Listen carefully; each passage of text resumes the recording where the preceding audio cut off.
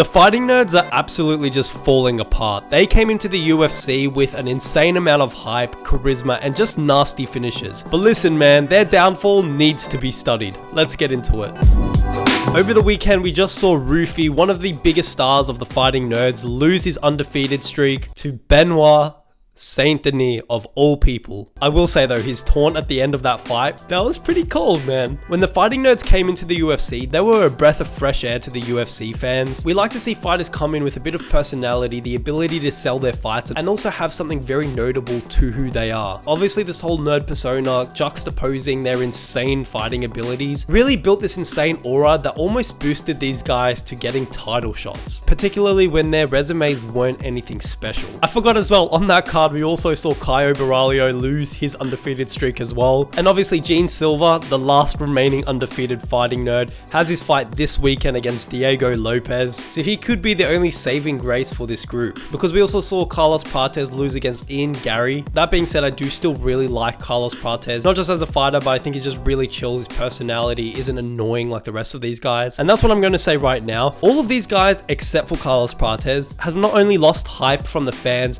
by losing fights, they've also turned fans against them by just being overall annoying. I made a video the other day talking about how Silva is the most annoying UFC fighter, and I stand on that, man. I don't even need to go into it again, but his overall personality, the way he barks, the way he taunts before the fight's hanging off the cage, and the fact that he used Bryce Mitchell's, situation to try to make himself more likable to the fans by playing the hero in that whole build up to that fight. I just don't like when someone uses another person's situation to just make themselves look better. That being said, he is a badass fighter. Also, his taunting of Bryce Mitchell's unconscious body really rubbed me the wrong way. He has all the tools to be a star, but for whatever reason, he acts like an absolute cartoon character. And Caio Borralho, man, he turned myself and a bunch of other fans against him strictly by his annoying Twitter antics. Every month or so, he goes on Twitter and just starts a new rumor that has zero credibility behind it. And because he's in the UFC, a lot of people believe what he says. He's got a big platform, man. We saw most recently when Ben Askren nearly died. Ben Askren literally had to get a lung transplant, and then Caio Borralho is over there on Twitter spreading rumors saying that Ben Askren is dead. Like, bro, what the heck, man? Also, in the lead up to Chimaev versus DDP, he started going on these random Twitter rants saying that Chimaev was injured and had to pull out of the fight. Bro, I cannot stand this guy. Just the aura about him, just like the way he carries himself is just very annoying, and he acts very entitled at times. Prior to the Imavov fight, he was acting like he deserved the title shot, just being really entitled when he hasn't beat anyone. Like, who have you beaten, bro? We've got Imavov, who before this weekend beat Adesanya, and then you've got Caio, who's beaten nobody name-worthy, but then he's out there still calling for a title shot. Yeah, right, kid, you're going back to the prelims. I think his loss to Nasruddin Imavov really just showed the levels, especially in the middleweight division. Once he wasn't able to execute his game plan, which was obviously to take down Imavov and try to submit him on the ground, it just showed the massive skill gap in the striking and how he was just not able to hang on the feet with Imavov whatsoever. And going back to him calling for a title shot once Chimaev won the belt, as if we didn't literally see footage of him getting choked out by Chimaev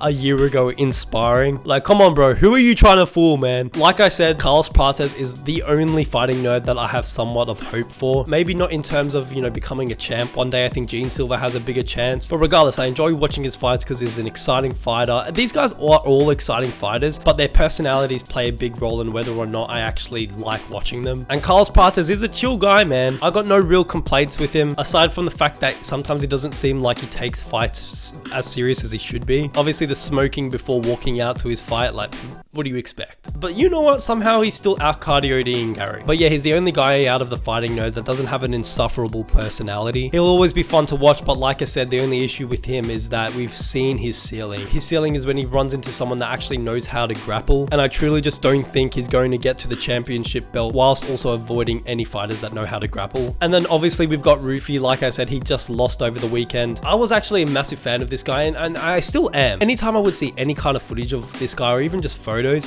he always looks so much like Conor McGregor, and obviously he's a massive fan of him, so I'm sure like somehow it manifested into the way that, he carries himself and he looks. And even his fighting style was so Conor McGregor-esque, which I actually really liked. I like to see fighters use that kind of karate stance, not in a Tim Elliott way where you just use a stance but then don't actually throw throw anything or have good defense. I liked it because Ruffy would use this stance so effectively with counters and also just being extremely precise. It gave us all a lot of nostalgia, man. It felt like we were witnessing the second coming of Conor McGregor. But then the downfall for him started when he started just trash talking Islam Makhachev for no reason. He was very clearly trying to force a narrative of like this unfinished kind of business because, you know, he's a Conor McGregor impersonator. But to be honest, I'm actually fine with that because I actually prefer big fights to have some kind of like narrative to them. But then you've got to back that up, man. And the fact that he went in against Benoit Saint Denis and did not know how to defend a single takedown it's kind of embarrassing, bro. Like, how are you going to smack talk Islam Makhachev for months, claiming that you would absolutely smoke him just to get smudged by Benoit Saint Denis, a guy that literally got ragdolled by Renato Moicano 2 fights ago? This guy had so much hype, and that hype train just, yes, smacked into the wall very quickly. So while I still enjoy watching these guys fight, and probably will be, especially with Gene Silva, I think he has the biggest potential of becoming a UFC champion. I just think the downfall of the fighting nerds has very much started and isn't ending anytime soon. But yeah, those are my thoughts on the downfall of the fighting nerds. Let me know what you guys think. Make sure you guys do drop a like on this video and make sure to subscribe as well, man. I'm almost at 300 subscribers. Thank you guys for watching, and I'll see you in the next one.